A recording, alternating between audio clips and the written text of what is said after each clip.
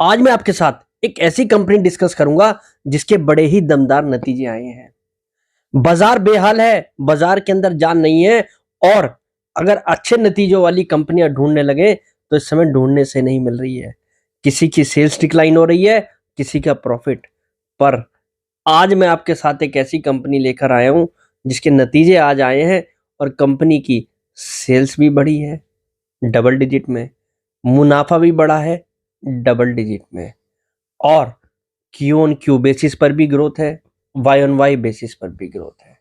जी हाँ, ऐसी भी कंपनी इस समय बाजार में है जिनके अच्छे नतीजे आ रहे हैं। और पास्ट में मैंने आपसे जिस तरीके से कहा है कि स्टॉक स्पेसिफिक होकर इस समय ऐसे स्टॉक चुने जिनके नतीजे अच्छे आए हैं, ये कंपनी भी अब उस लिस्ट में शामिल होती दिख रही है। अब तक हमने देखा कि ब्रोकिंग सेक्टर की जो कंपनियां थी, पीएसयू बैंक जो थे, उनके नतीजे बड़े ही दमदार थे। और ब्रोकिंग सेक्टर में अगर आप देखें या आप मार्केट इंफ्रास्ट्रक्चर कंपनियों की बात करें तो आप देखिए मोतीलाल ओसवाल आज लगभग 10% ऊपर था।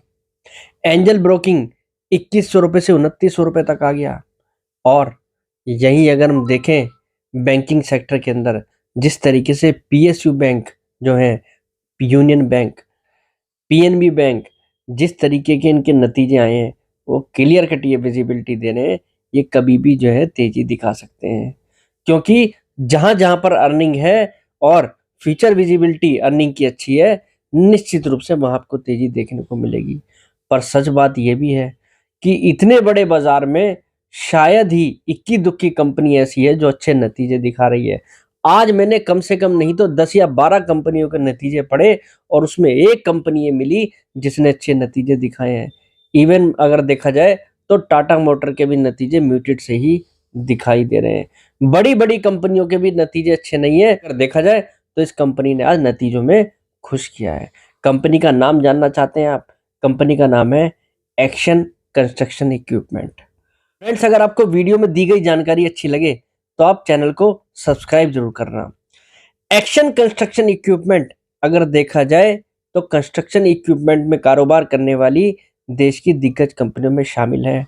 टेक्नोलॉजी बेस्ड कंपनी स्ट्रांग है, मैनेजमेंट कंपनी का स्ट्रांग है, फ्यूचर प्लान कंपनी के पास है और बड़ी कैपेसिटी एक्सपेंशन ये कंपनी कर रही है। कंपनी का जो मेजर बिजनेस है कंस्ट्रक्शन इक्विपमेंट का, उसमें जबरदस्त ग्रोथ देखी गई है। कंपनी ने अपने कंस्ट्रक्शन इक्विपमेंट वाले बिजनेस में लगभग 14% की ग्रोथ दिखाई है वाई ऑन वाई बेसिस पर, जबकि इस समय कंपनियों में डी ग्रोथ देखने को मिल रही है। ऑटो सेक्टर की जो कंपनियां हैं इस समय जो है डी ग्रोथ कर रही हैं और यहाँ पर आपको ग्रोथ देखने को मिली है। तो है ना कंपनी के नतीजे दमदार। कंपनी के अगर टोटल इनकम की बात करें तो 688 करोड़ 688 करोड़ रुपए की जो सेल थी, आज 788 करोड़ रुपए की रिकॉर्ड हुई है 788 सीआर की। 15% इस कंपनी ने अपने ओवरऑल रेवेन्यू में ग्रोथ दिखाई है। PAT, profit after tax, 73 crore रुपए का था पिछले फाइनेंशियल ईयर के सेम क्वार्टर में। 26% का इजाफा करके लगभग 94 करोड़ रुपए का पैट रिकॉर्ड किया है। इस कंपनी का ईपीएस 6 रुपये 19 पैसे का था पिछले फाइनेंशियल ईयर के सेम क्वार्टर में और आज 8 रुपए का हो चुका है। यानी कि ये कंपनी जो है इस साल बड़ी ही दमदार परफॉर्मेंस दिखाने वाली है। इंफ्रा सेक्टर के अंदर तेजी है, इंफ्रा सेक्टर के अंदर कंपनियों का कारोबार अच्छा चल रहा है, तो कंस्ट्रक्शन इक्विपमेंट वाली ये कंपनी क्यों अपना कारोबार अच्छा नहीं करेगी। कंपनी को तो लॉन्ग टर्म में भी अच्छी ग्रोथ दिखाई दे रही है और कंपनी के शेयर में अगर आप देखें या सेल्स में देखें और मुनाफे में देखें तो पिछले 3-4 साल का भी ट्रेंड ये बता रहा है कि कंपनी ने जबरदस्त ग्रोथ दिखाई है। रिटर्न ऑन इक्विटी के लिहाज से देखें तो लगभग 30% के आसपास की आरओई ये कंपनी क्लॉक करती दिखाई दे रही है। और अगर आप कंपनी के शेयर प्राइस को देखेंगे आज तो बाजार बंद होते होते कहीं ना कहीं 3 से 4% की इसके अंदर तेजी भी सडनली देखने को मिली। इस समय बाजार के अंदर बहुत ही कुछ कंपनियां ऐसी हैं, बहुत ही लिमिटेड कंपनियां ऐसी हैं जो अच्छे नतीजे दिखा रही हैं और नतीजों में, प्रॉफिट में, सेल्स में ग्रोथ है। साथ ही साथ फ्यूचर आउटलुक जो दे रही हैं, इससे ये पता लग रहा है कि ये कंपनियां आगे भी अच्छे नतीजे दे सकती हैं। और आप एक बात जरूर मानकर चलिएगा कि कुछ कंपनियां ऐसी हैं वो बाउंस बैक करेंगी अपने रिजल्ट के अनुसार भी आने वाले समय में। बट अगर आपको अगले फाइनेंशियल ईयर के अंदर भी पैसा बनाना है तो आपको स्टॉक स्पेसिफिक होकर काम करना है।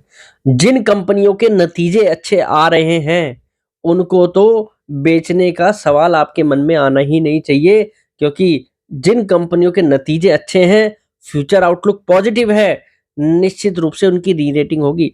अभी बाजार के अंदर माहौल खराब है, एफआईआईज़ की सेलिंग लगातार हावी होती जा रही है। हो सकता है अच्छे नतीजे वाले स्टॉक भी आपको थोड़े बहुत करेक्ट होते हुए दिखाई दें, बट वो आपके लिए एक बाइंग अपॉर्चुनिटी होगा उस समय, क्योंकि उनके नतीजे अच्छे आए हैं और करेक्शन बाजार के साथ वाली वो करेक्शन होगी। और अगर बाजार के अंदर बड़ी करेक्शन यहाँ से भी अभी और आती है, तो ऐसा नहीं है कि आप उसमें जो है स्टॉक तुरंत ढूंढ लेंगे खरीदने के लिए।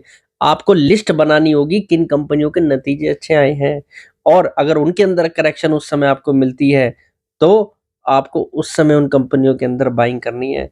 तो आप अब रिजल्ट सीजन एंड होता दिख रहा है, मुझे लगता है जिन-जिन कंपनियों के नतीजे आए हैं, जिन सेक्टर्स के नतीजे अच्छे आए हैं, आप उन पर विशेष रूप से फोकस कीजिए।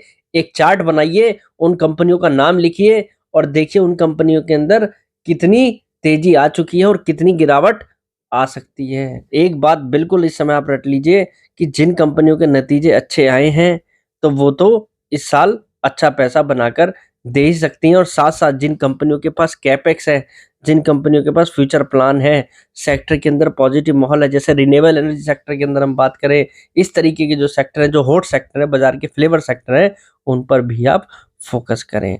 तो आज के लिए इतना ही, कल फिर मुलाकात करेंगे नई वीडियो के साथ। फिलहाल के लिए नमस्कार।